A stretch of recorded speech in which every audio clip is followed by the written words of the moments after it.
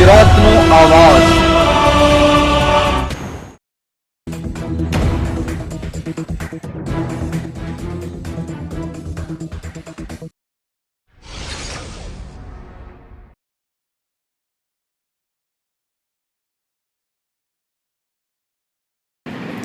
સુરતમાંથી ઝડપાયેલા 134 બાંગ્લાદેશીઓની ઓળખ ટેગ અપાયા। સેન્ટ્રલ પશ્ચિમ બંગાળ આઈબીએ કરી પૂછપરછ।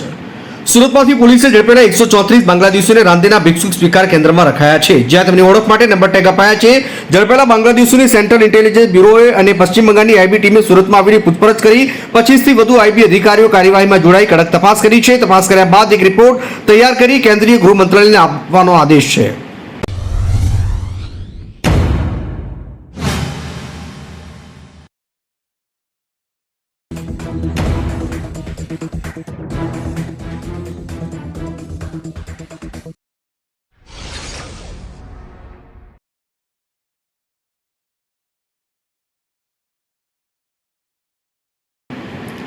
ગુજરાત સરકારે ગેરકાયદે રહેતા બાંગ્લાદેશી પાકિસ્તાની લોકોની વિગતો વિદેશ મંત્રાલયને સોંપી। ગુજરાત સરકારના ગૃહ વિભાગે રાજ્યમાં ગેરકાયદે રહેતા બાંગ્લાદેશી અને પાકિસ્તાની નાગરિકો વિરુદ્ધ કરાયેલી કાર્યવાહીની વિગતો વિદેશ મંત્રાલયને સોંપી છે। બાંગ્લાદેશીઓના ડિપોર્ટેશન અંગે પણ વિદેશ મંત્રાલય સાથે ચર્ચા કરાઈ છે। વિદેશ મંત્રાલયના નિર્દેશ મુજબ આગળની કાર્યવાહી કરાશે। નોંધનીય છે કે ગુજરાત પોલીસે છેલ્લા 3 દિવસથી ગુજરાતમાં વસતા બાંગ્લાદેશીને પાકિસ્તાનને પરત મોકલવાની કાર્યવાહી હાથ ધરી છે।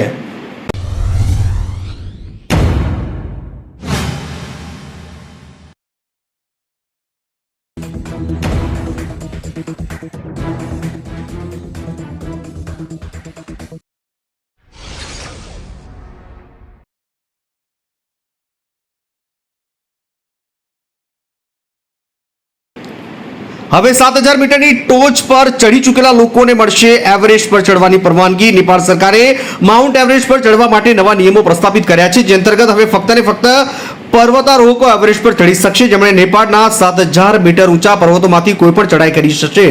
એવરેસ્ટ પર વધતા અકસ્માતો અને રેકોર્ડ મોતના કારણે નેપાળ સરકાર દ્વારા પગલું લેવામાં આવ્યું છે।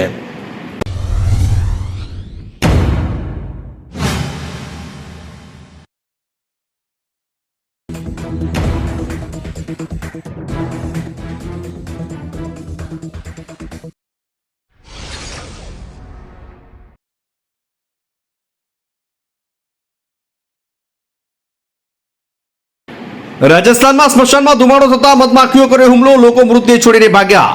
રાજસ્થાનના જોધપુરમાં દેવીસિંહ નામના એક યુવકનું મોત થયા બાદ અંતિમ સંસ્કાર કરવા દરમિયાન ધુમાડો થતા મધમાખીઓ સ્મશાનમાં હાજર લોકો પર હુમલો કર્યો। સમગ્ર ઘટનાનો એક વિડીયો વાયરલ થયો, જેમાં કેટલાક લોકો સ્મશાન મૃતદેહ છોડીને ભાગતા જોવા મળી રહ્યા છે। ઘાયલોને સારવાર માટે હોસ્પિટલ લઈ જવા અને 2 કલાક બાદ સ્થિતિ સામાન્ય થતા મૃતદેહના અંતિમ સંસ્કાર કરાયા છે।